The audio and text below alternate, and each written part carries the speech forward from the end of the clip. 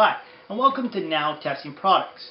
So I've had the Food Saver V2860 for quite a few months now, and I just wanted to do a review on it because I really like this small kitchen appliance, and it has saved me hundreds of dollars in wasted food. I used to just wrap my meat in saran wrap or a Ziploc bag, and I found within 24 hours my meat was actually getting freezer burn and ruining my meat. When you spend, a couple $100s on a large amount of meat and you freeze it and it goes bad, it really spoils your investment. So I decided to go out and purchase a Food Saver, and I did a little bit of homework online, and I decided to go with the V2860 because it also had the jar port so that I could vacuum seal canisters so I could expand my pantry. Now I'm going to show you how to do that here in a second. I've also purchased a couple different sizes. You got the small size, and then you got the wide mouth jar attachment, which that's what this is here. And I'm going to be using these here, this one here in particular, in a second. Now you look at this machine and you go, well, it's pretty large. It's not going to fit on my counter, and I don't want to clutter up my counter space. Well, actually, it actually stores really nice. You're just going to lock the lid, you press the button on the side, and it folds up and it locks so that it frees up your counter space. You can see how thick it is. It's not very thick at all. So it's not a big, bulky machine. It seems large when you lay it down, but when it stores up really nice. And I really like that in this machine. It also has some other really good features. Now, this machine actually has a speed setting here, so that if you're vacuum sealing, say, a bag of potato chips, and you don't want to crunch up your chips into little pieces, it has a gentle setting, it has a normal setting, it has a high setting, so you can choose how hard you want the machine to vacuum seal. It also has a wet-dry feature here, so that if you're vacuum sealing something that's moist, you can select the moist feature so the machine doesn't suck all the juices into the motor. It also has the canister button, which I'll be showing you here in a second. Now, I'll show you inside the machine what it looks like. It has the nice little drip tray here so that if you are vacuum sealing something that's moist, it'll catch all the juices and you can just dump this in your sink and clean it out, which is really nice. It also has a really nice cutter here so that you can cut your bags to size.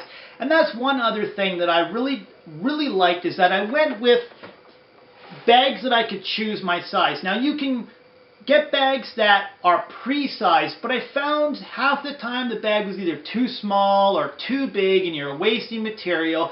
And this way you can choose your size. Now today we're just going to be vacuum sealing a potato just so that I can show you how it works. So it's going to be a small item that I'm vacuum sealing, so we're just going to go with a small bag. Like I said, it cuts really easy. Now, I've had a few emails sent to me about vacuum sealers, and that's why I decided to do a review on it. Now, I have people send me emails asking me, I have a vacuum sealer, but my bags don't stay sealed. After a couple months, the seal releases, and then the air gets in there, and then my product is burnt. And, well, I found when you vacuum seal your bags, if you do a double seal, I found that it helps to keep your bag from releasing and letting air back in and freezer burning your meat and pretty much anything else that you're freezing. Now, we're going to go ahead and I'm going to show you how this works here. There's a little line right here, and you just set that right on there. Lock it, and you're just going to hit the seal button. Now, this only takes about 5 seconds to actually seal up the bag, and we're going to do a double seal because I want to show you how to do the double seal. There we go. Like I said, 5 seconds. It sealed it up. You can see the little line right there. I moved it up about ½ an inch. Hit the seal button again, and we're going to do 2 seals. And I found, like I said, I found that it ensures that your bag doesn't break open on you and allow air to get into it and ruin what you sealed. Now there we go. We've got our 2 lines right there. We're going to go ahead, we'll stick our potato in there.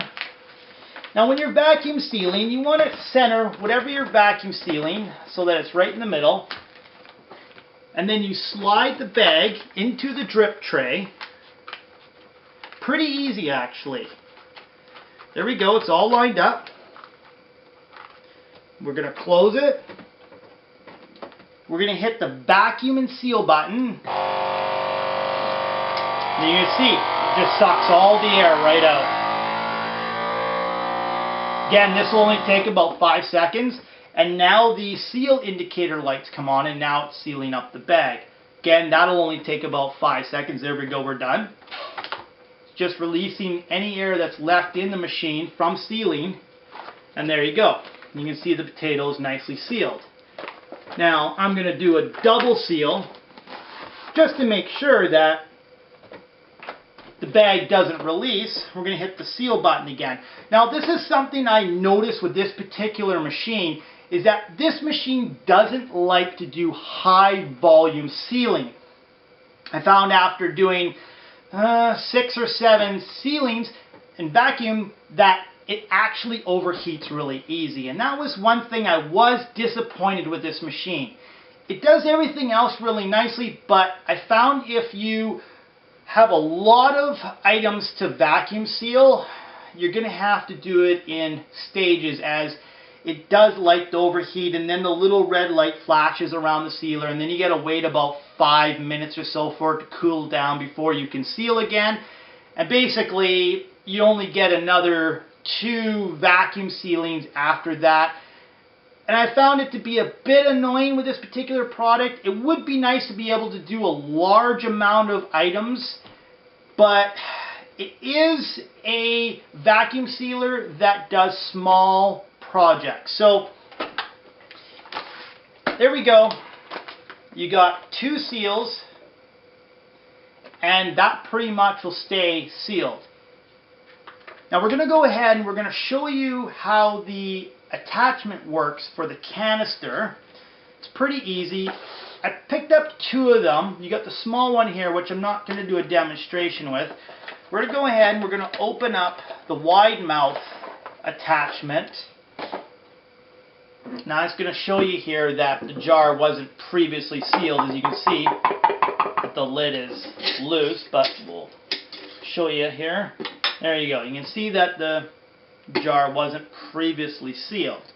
Now we'll pull the hose out from inside because it just stores inside there. And you attach it to the machine. Pretty easy. Like I said, this is really simple. If you know the old conventional way of sealing up these jars, it was such a pain. And now having this, I found it allowed me to expand my pantry so easy.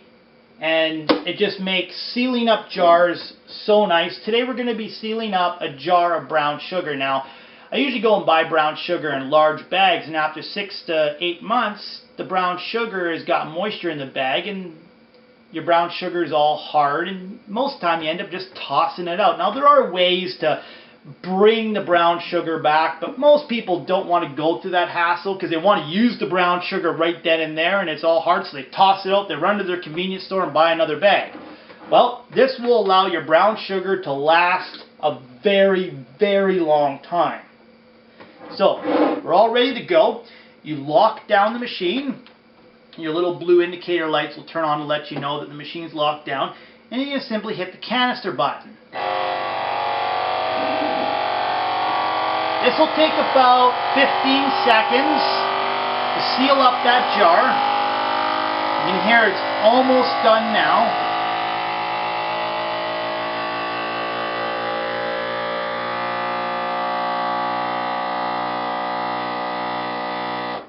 And that's it.